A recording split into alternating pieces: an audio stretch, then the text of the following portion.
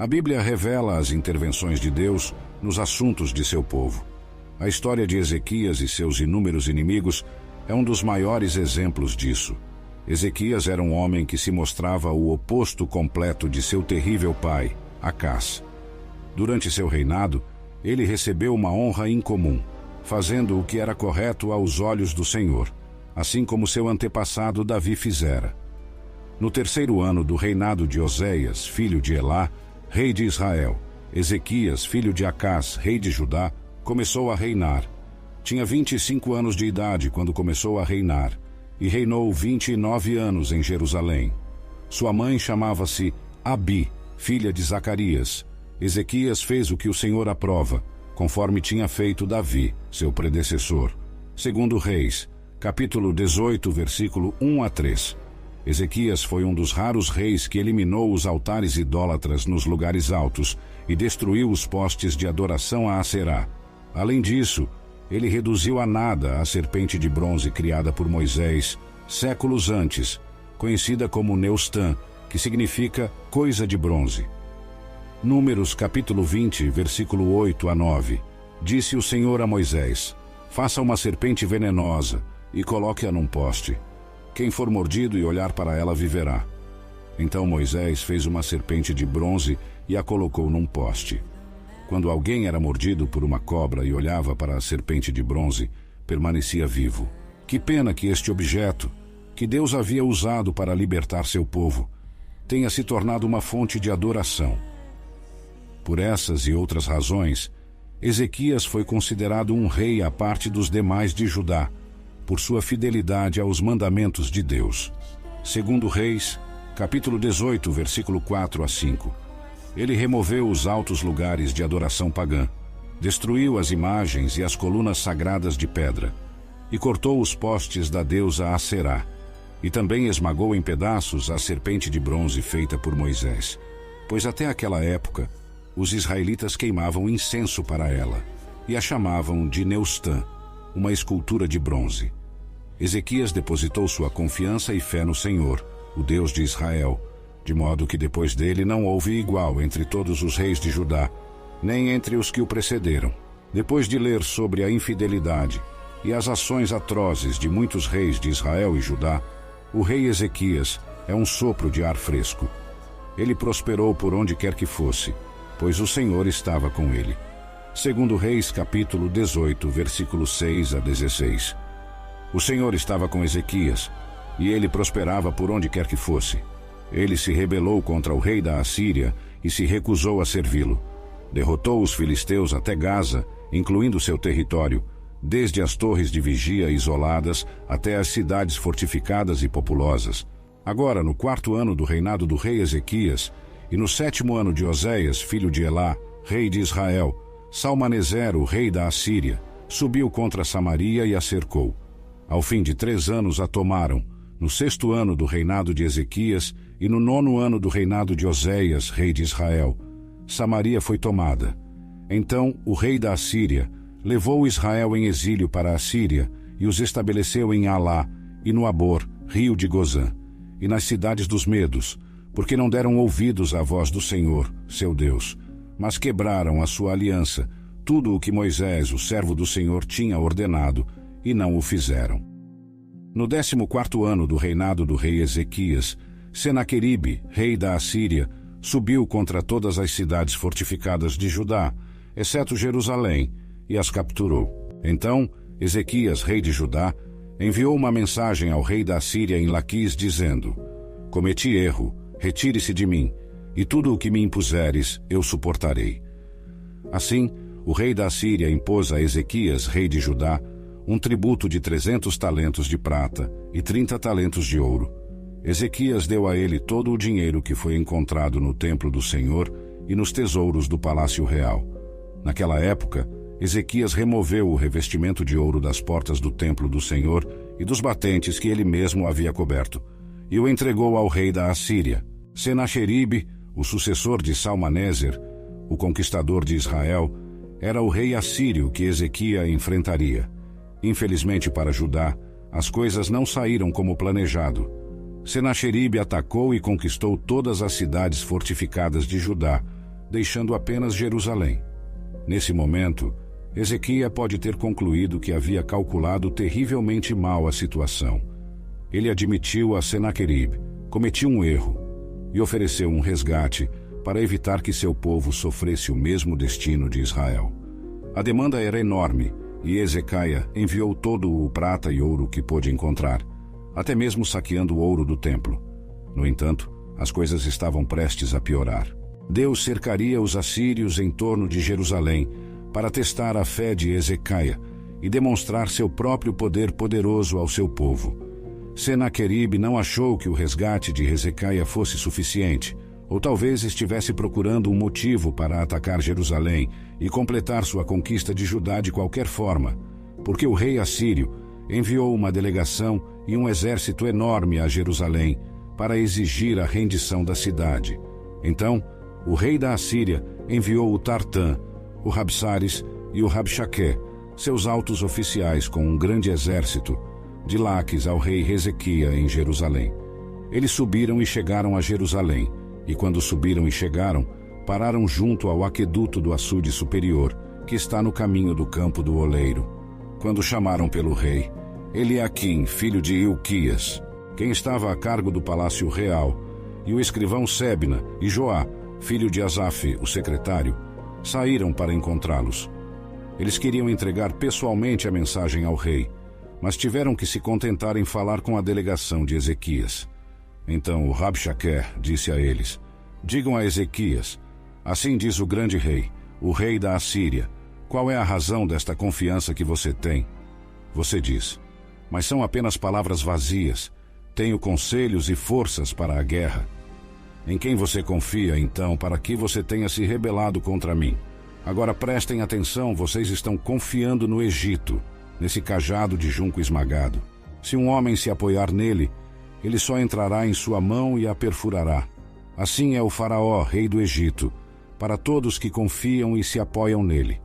Mas se vocês me disserem, confiamos e nos apoiamos no Senhor, nosso Deus, não é ele cujos altos lugares e altares Ezequias removeu e que disse a Judá e Jerusalém: vocês devem adorar somente diante deste altar em Jerusalém? Agora façam um acordo com o meu senhor, o rei da Assíria, e eu lhes darei 2.000 cavalos, se de sua parte vocês puderem colocar cavaleiros sobre eles. Como então vocês poderão enfrentar até mesmo um oficial menor dos servos do meu senhor, quando vocês confiam no Egito para carros e cavaleiros? Acaso vim contra este lugar para destruí-lo sem a aprovação do Senhor? O Senhor me disse, suba contra esta terra e a destrua. Segundo Reis, capítulo 18, o porta-voz real de Senaqueribe fez o que pensava ser um argumento factual para que Ezequias e seu povo abrissem suas portas e se rendessem. Primeiramente, o Egito era um aliado inútil que não os protegeria. Isso era verdade. Em segundo lugar, ele estava certo de que o povo de Judá havia enfurecido seu Deus ao destruir os locais de adoração. Ou seja, os proibidos altos lugares e altares que Ezequias havia demolido. É claro que Ezequias estava correto em destruí-los. No entanto, até mesmo os apoiadores do rei, provavelmente, questionariam as ações do rei diante do que estava acontecendo. Em terceiro lugar, o porta-voz de Senaqueribe lembrou-lhes que o exército de Judá era muito fraco para repelir o exército assírio. Dado o esforço de Ezequias em pagar tributo à Assíria, isso também provavelmente era verdadeiro.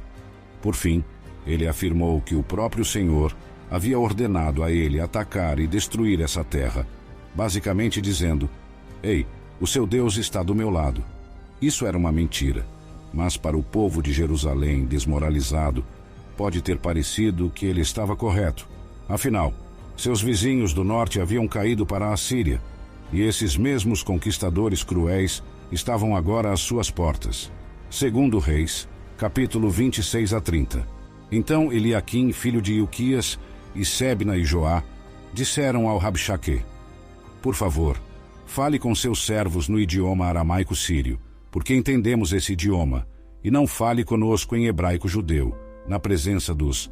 Mas o Rabchaqué disse a eles: meu senhor me enviou apenas para o seu senhor e para vocês, para dizer essas coisas. Não me enviou também para os homens que estão no alto dos muros, destinados a comer suas próprias fezes e beber sua própria urina, junto com vocês, durante o cerco? Então o Rabshaqué se levantou e gritou com voz alta em hebraico judeu: ouçam a palavra do grande rei, o rei da Assíria. Assim diz o rei: não deixem que Ezequias os engane, pois ele não será capaz de livrá-los das minhas mãos, nem permitam que Ezequias os faça confiar e depender do Senhor, dizendo: certamente o Senhor nos livrará, e esta cidade de Jerusalém não será entregue nas mãos do rei da Assíria. O pedido dos 3 homens de que as negociações fossem conduzidas em aramaico, em vez de hebraico, tinha o objetivo de proteger os ouvintes no alto dos muros das ameaças. Mas o porta-voz assírio não estava preocupado. Ele queria que todos temessem o ultimato de seu rei. Ele até os ameaçou em hebraico, da forma mais repugnante possível. Em seguida, alertou o povo para não acreditar em quaisquer promessas que Ezequias fizesse sobre o Senhor aparecer para salvá-los. Por quanto tempo o povo de Judá continuaria a confiar em seu rei diante dessa diatribe? Segundo Reis, capítulo 18, versículo 31 a 32. Não deem ouvidos a Ezequias, pois assim diz o rei da Assíria: rendam-se a mim e saiam para me encontrar, e cada homem poderá comer dos seus próprios vinhedos e figueiras, e cada homem poderá beber das águas do seu próprio poço, até que eu os leve para uma terra semelhante à sua terra, uma terra de grãos e vinho novo, uma terra de pão e vinhas, uma terra de oliveiras e mel, para que vocês vivam e não morram. Não deem ouvidos a Ezequias quando ele os enganar e incitar, dizendo: o Senhor nos resgatará. O porta-voz de Senaqueribe ofereceu ao povo paz e prosperidade em vez de sofrimento e fome, em troca de sua rendição. Aquelas palavras podem ter soado atraentes para o povo de Jerusalém, que estava prestes a ser sitiado e isolado do resto do mundo. Os assírios também afirmaram categoricamente que a deportação para uma terra semelhante à deles era parte do acordo. Ele prometeu a eles uma terra de grãos e vinho novo, oliveiras e mel. Da mesma forma, Satanás tenta os crentes com ofertas tentadoras, mas o pecado nunca cumpre todas as suas promessas. Segundo Reis, capítulo 18, versículo 33 a 37. Algum Deus das nações já resgatou sua terra das mãos do rei da Assíria? Onde estão os deuses de Ramate e Arpade em Arã? Onde estão os deuses de Sefarvaim, Ena e Iva no vale do Eufrates? Eles resgataram Samaria das minhas mãos? Qual de todos os deuses das terras resgatou suas terras das minhas mãos, para que o Senhor resgatasse Jerusalém das minhas mãos? Mas o povo permaneceu em silêncio e não lhe respondeu, pois o rei havia ordenado: não respondam a ele. Então Eliaquim, filho de Ilquias, que estava encarregado do palácio real, e Sebna, o escrivão, e Joá, filho de Asaf, o secretário, foram até Ezequias com suas roupas rasgadas de tristeza e desespero, e lhe relataram o que o Rabshaqué havia dito. 6 perguntas retóricas concluíram o discurso. Sua essência era esta: os deuses das nações não haviam libertado seus seguidores das garras do rei da Assíria, e o Senhor também não salvaria Jerusalém. Enfurecidos com esse encontro, os homens de Ezequias voltaram ao rei com suas roupas rasgadas de aflição. Segundo Reis, capítulo 19, versículo 1 a 4. Quando o rei Ezequias ouviu isso, rasgou suas vestes, cobriu-se de pano de saco e foi para a casa do Senhor. Então enviou Eliacim, que estava encarregado de sua casa, Sebna, o escrivão, e os anciãos dos sacerdotes, todos cobertos de pano de saco, até o profeta Isaías, filho de Amós. Eles disseram a ele: assim diz Ezequias, este é um dia de angústia e ansiedade, de punição e humilhação, pois chegou a hora de as crianças nascerem, mas não há força para salvá-las. Talvez o Senhor, o seu Deus, ouça todas as palavras do Rabshaqué, a quem o rei da Assíria enviou para zombar e desafiar o Deus vivo, e repreenda as palavras que o Senhor, o seu Deus, ouviu. Portanto, faça uma oração pelo remanescente do seu povo que está em Judá. Quando o rei Ezequias ouviu o relato, fez o mesmo que seus homens fizeram.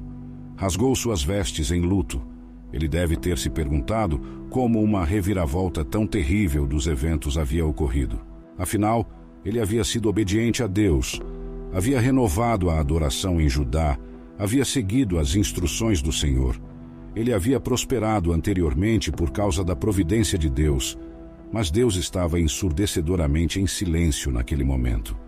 A história serve como um lembrete importante de que a fidelidade a Deus não o protege da adversidade. No entanto, ela o prepara para enfrentar essas provações. Você estará melhor preparado para lidar com os problemas e sofrimentos se viver sua vida com uma perspectiva divina, confiando nele nos momentos difíceis tanto quanto nos bons. Você também terá a oportunidade de testemunhar Deus em ação. O rei Ezequias foi ao templo do Senhor para adorar apesar da sua angústia. Além disso, ele fez algo que muitos de seus predecessores não fizeram.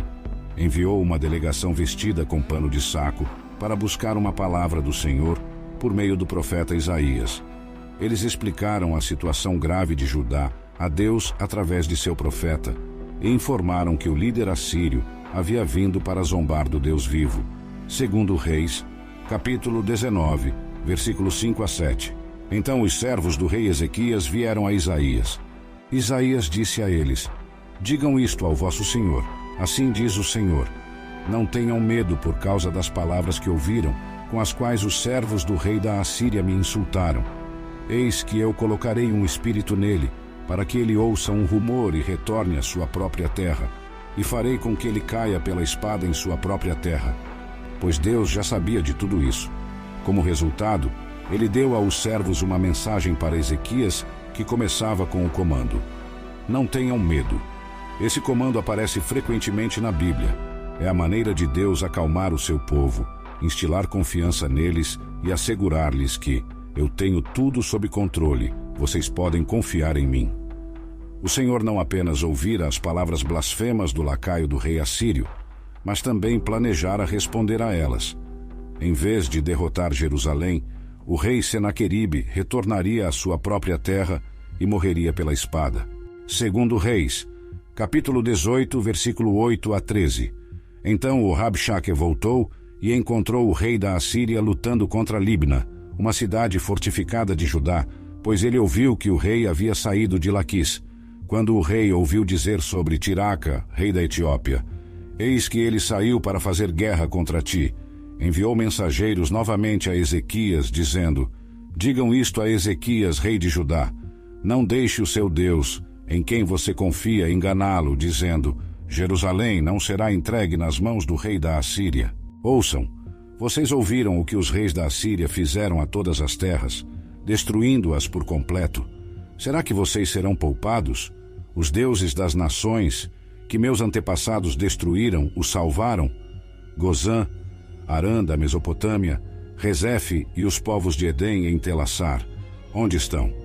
Onde está o rei de Amatê, o rei de Arpade da Síria do Norte, o rei da cidade de Sefarvaim, Ena e Iva? O porta-voz real de Senaqueribe provavelmente estava acampado junto às muralhas de Jerusalém, aguardando uma resposta de Ezequias, quando soube que o rei havia retirado seu exército de Laquis e estava lutando em Libna, a cerca de 40 quilômetros a sudoeste de Jerusalém. Senaqueribe ouviu que o rei Tiraca do Cuxi estava se preparando para lutar contra ele, o que fez com que o rei assírio desviasse sua atenção de Jerusalém por apenas um curto período de tempo. Senaqueribe fez questão de deixar claro que retornaria, repetindo as ameaças feitas por seu subordinado anteriormente. Segundo Reis, capítulo 19, versículo 14 a 19. Ezequias recebeu a carta das mãos dos mensageiros e a leu. Então subiu à casa do Senhor e estendeu-a perante o Senhor. Ezequias orou ao Senhor e disse: Ó Senhor, Deus de Israel, que estás entronizado acima dos querubins, Tu és o único Deus de todos os reinos da terra. Tu fizeste os céus e a terra. Inclina, Senhor, os teus ouvidos e ouve. Abre, Senhor, os teus olhos e vê. Ouve as palavras de zombaria de Senaqueribe, as quais ele enviou para zombar do Deus vivo. É verdade, Senhor, que os reis da Assíria devastaram as nações e suas terras e lançaram no fogo os seus deuses, porque não eram deuses, mas apenas obras feitas por mãos humanas, de madeira e de pedra. Por isso os destruíram. Agora, Senhor, nosso Deus, livra-nos das mãos dele, para que todos os reinos da terra saibam que só tu, Senhor, és Deus. Quando Ezequias leu a carta de Senaqueribe, não rasgou suas vestes em agonia. Ele a levou ao templo e a colocou diante de Deus, e orou. Ezequias começou: Senhor Deus de Israel, entronizado entre os querubins, reconhecendo sua submissão ao Rei Divino. Ele então lembrou a Deus de um relacionamento especial com Israel, em contraste com os relacionamentos ostensivos entre os povos conquistados e os falsos deuses das nações que a Assíria derrotou. Ele estava ciente de que nenhum dos deuses das nações havia livrado seu povo, porque foram criados por mãos humanas e eram impotentes. Mas o Senhor não é assim. Ele não é uma criação do homem. Ele é o Criador do homem. Ele criou tanto os céus quanto a terra. A carta de Senaqueribe foi vista por Ezequias como um ataque ao caráter de Deus, e ele implorou a Deus para se justificar e justificar seu povo. Ezequias estava lembrando a Deus que atender ao seu pedido traria grande glória a ele. Essa oração serve de modelo para os crentes que estão em aflição. Segundo Reis, capítulo 19, versículo 20 a 28. Então Isaías, filho de Amós, enviou uma mensagem a Ezequias, dizendo: Assim diz o Senhor, Deus de Israel: Eu ouvi a tua oração a respeito de Senaqueribe, rei da Assíria. Esta é a palavra que o Senhor falou contra ele. A virgem filha de Sião te despreza e zomba de ti. A filha de Jerusalém meneia a cabeça atrás de ti, contra quem zombaste e blasfemaste, contra quem levantaste a voz e orgulhosamente ergueste os teus olhos, contra o Santo de Israel. Por meio dos teus mensageiros, zombaste e desafiaste o Senhor, e disseste com arrogância: Com os meus muitos carros, subirei ao topo das montanhas, às partes mais remotas do Líbano. Cortarei seus altos cedros e seus melhores ciprestes. Eu entrarei em suas mais distantes moradas, em sua floresta mais densa. Cavarei poços e beberei águas estrangeiras, e com a sola dos meus pés secarei todos os rios do Baixo Egito. Não ouviste pergunta, o Deus de Israel? Há muito tempo eu planejei isso. Desde os tempos antigos eu o executei. Agora eu o fiz acontecer, para que você, rei da Assíria, seja o meu instrumento para transformar cidades fortificadas em montões de ruínas. Portanto, os seus habitantes ficaram impotentes, foram abatidos em espírito e envergonhados. Tornaram-se como plantas do campo, ervas verdes, como a relva nos telhados que seca antes de crescer. Mas eu, o Senhor, conheço o seu sentar, ó Senaqueribe, o seu sair, o seu entrar e a sua fúria contra mim. Porque você está furioso contra mim, e porque sua arrogância e complacência chegaram aos meus ouvidos, eu colocarei meu anzol no seu nariz e minha rédea nos seus lábios, e o farei voltar para a Assíria pelo caminho por onde veio. Deus ouviu a oração de Ezequias e novamente se manifestou através de Isaías. Senaqueribe é zombado em sua resposta poética, que exalta o soberano domínio de Deus sobre as nações. O rei assírio não apenas zombou de Judá e de seu rei, mas também blasfemou contra o Santo de Israel. Enquanto Senaqueribe assumia arrogantemente seu próprio poder e poderia ter cortado um caminho através de muitas nações, ele não tinha ideia de que suas vitórias eram predeterminadas por Deus, como parte de seu plano. O rei assírio era então apenas um peão no tabuleiro de xadrez do reino de Deus. Senaqueribe não podia fazer um movimento ou ter um pensamento privado que Deus não estivesse ciente, incluindo qualquer fúria direcionada ao Senhor. Por outro lado, Senaqueribe descobriria o quão insignificante era quando Deus inserisse seu anzol em seu nariz e o arrastasse de volta para a Assíria. Segundo Reis, capítulo 19, versículo 29 a 31. Esta será sinal para você, Ezequias. Neste ano você comerá do que crescer por si mesmo, no segundo ano do que brotar voluntariamente, e no terceiro ano semeie e colha, plante vinhas e coma de seus frutos. Os sobreviventes que permanecerem da casa de Judá enraizarão para baixo e darão frutos para cima. pois um remanescente sairá de Jerusalém e um grupo de sobreviventes do Monte Sião. O zelo do Senhor dos Exércitos realizará isso. Deus proferiu palavras de conforto a um rei e a seu povo, que enfrentavam um cerco e a fome inevitáveis. Com medo dos assírios, o povo de Jerusalém não conseguiu sair das muralhas para plantar colheitas, mas o sinal de Deus para Ezequias foi que o povo de Jerusalém iria comer as colheitas das sementes que cresceriam por si mesmas nos próximos 2 anos. Eles seriam capazes de semear e colher, plantar vinhas e comer seus frutos no 3º ano.